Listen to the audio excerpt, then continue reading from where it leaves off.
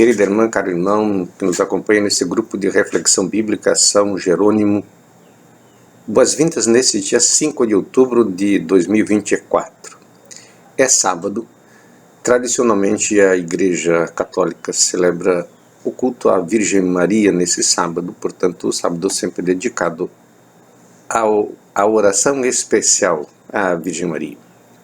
Também hoje celebramos o dia de São Benedito Negro e de Santa Faustina Kowalska. Também rezemos pelos que nos antecederam no testemunho da fé e do Evangelho. É sempre interessante lembrar os que nos antecederam como exemplos, ao mesmo tempo como testemunhos. Escolhemos para nossa reflexão de hoje o texto do Evangelho de Lucas, no capítulo 10, versículos 17 a 24. Esse texto de hoje está dentro do capítulo 10, com o envio dos outros 72, e depois dessa perícope encontramos a parábola do bom samaritano. Então parece que Jesus aqui está fazendo uma catequese.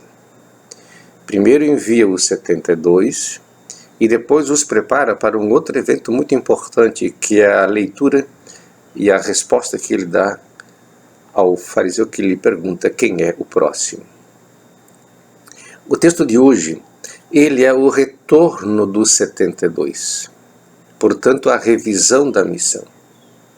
Jesus prepara aqui pedagogicamente um grupo que seja enviado e que retorne para rever, para analisar, para, digamos assim, fazer um balanço do que foi importante e ao mesmo tempo daquilo que precisa ser reforçado. Nessa revisão, pode-se ver de fato uma coisa muito importante. Primeiro, o gesto de Jesus: enviar e chamar de volta.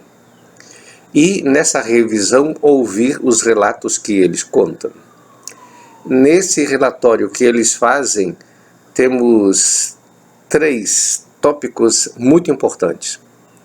O primeiro seria uma euforia proibida. O que é essa euforia proibida? Os discípulos relatam que os espíritos se submetiam, que eles faziam prodígios e grandes coisas.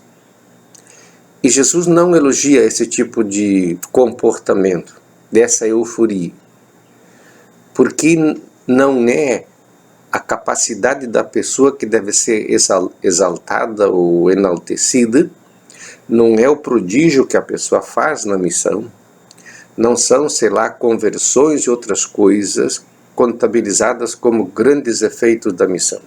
Portanto, essa é uma euforia que Jesus praticamente interdita. Pode ser estranho, mas vamos ver por quê. A segunda euforia é exatamente a euforia permitida.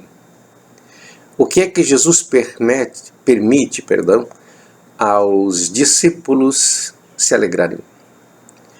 Eles devem alegrar-se se eles executaram de maneira bem radical, de maneira muito fiel ao ensinamento que receberam. Portanto, se eles, durante a missão, executaram o mandato do envio, os efeitos depois não lhes cabe mensurar. O importante, de fato, é a fidelidade ao mandato da missão. Essa é uma euforia permitida. Terceiro lugar, a euforia de Jesus nesse contexto. Jesus fica muito feliz porque nesse momento, quando ele vê a missão crescendo e quando ele percebe também que os seus discípulos executam as suas ordens, percebe que de fato a missão do Pai está acontecendo. E por isso a conclusão desse evangelho de hoje é a alegria de Jesus, que vê o Pai sendo louvado, exaltado, a sua vontade acontecendo na missão dele e na missão dos discípulos.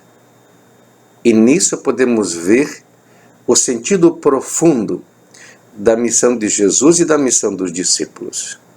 Que o Pai seja exaltado, que a comunhão com os discípulos, com a natureza, com a criação aconteça, E aquilo que nem os sábios chegaram a conhecer, agora lhes é dado a conhecer através dos pequenos e dos humildes.